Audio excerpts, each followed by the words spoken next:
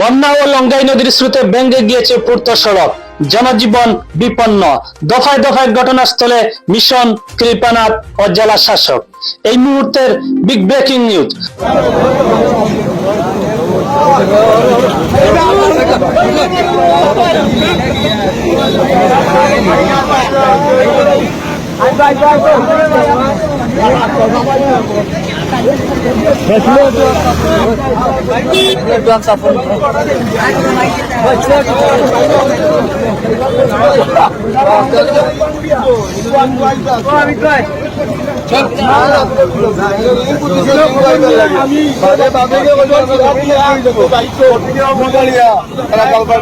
কিন্তু জাত কিংটা বইয়া দুইও সাইড গভীর এই পানিকে আইয়া অনেক কমপ্লিট আস্তে আস্তে যা শুরু করছে আর প্রথম লাডো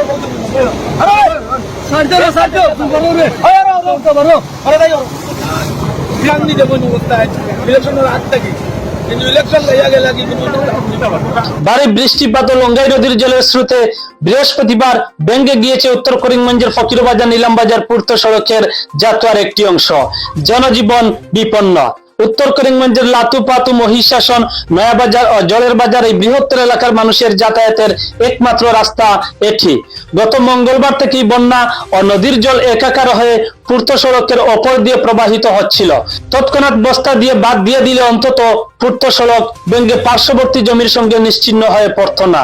টানা দুদিন পূর্ত সড়কের ওপর দিয়ে জল প্রবাহিত হতে হতে অবশেষে বুধবার রাতেই পূর্ত সড়কের এই বিতর্কিত অংশটি ভেঙে যায়। কিন্তু ভেঙে যাওয়ার আগ পর্যন্ত প্রশাসনিক কোনো আধিকারিক অথবা বিভাগীয় কর্তৃপক্ষের দৃষ্টিগোচর হয়নি, যার ফলে এখন ভোগান্তিতে পড়তে হচ্ছে কয়েক হাজার পথচারী সহ বৃহত্তর এলাকার বন্যা কবলিত মানুষ এবং আশ্রয় শিবির থাকা বন্যার্থদেরকে।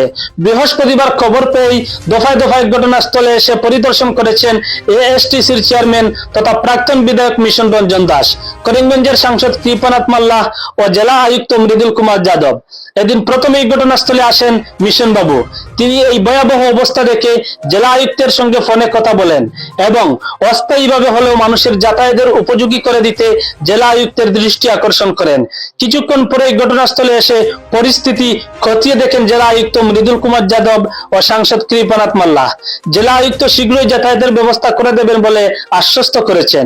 এদিকে পূর্ত সড়কের ভেঙে যাওয়া অংশ পরিদর্শন শেষে পার্শ্ববর্তী একে আজাদ হাই স্কুলের আশ্রয় শিবিরে এসে বন্যার্থদের খোঁজখবর নেন মিশন রঞ্জন দাস, সাংসদ কৃপানাথ মাল্লাহ ও জেলা আয়ুক্ত Mridul Kumar Yadav. Bureau report, Barak 10 TV Bangla. Longai নদীর জল পিডব্লিউডি রাস্তার উপর দিয়ে যেতে যেতে গিয়ে এক সময় জায়গাটা ভেঙে দিয়েছে।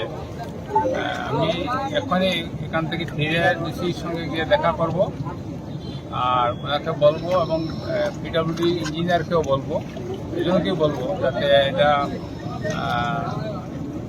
মাটি বা জিও ব্যাগ ইত্যাদি কিছু দিয়ে মানুষের চলাফেরার অন্তত চলার মানে পায়ে হেঁটে চলার ব্যবস্থা যাতে করে দেওয়া হয়। নাহলে তো এটা বিরাট দক্ষিণ অংশের মানুষ চলাফেরা করতে পারবেন না, যাতায়াত বন্ধ হয়ে গেছে। এখন তো রিলিফের সময়, রিলিফ ইত্যাদি নিয়ে যাওয়ার জন্য এটা জরুরি ভিত্তিক এটা কাজ সেরে ফেলা উচিত। বলবো তাড়াতাড়ি যাতে কাজ করা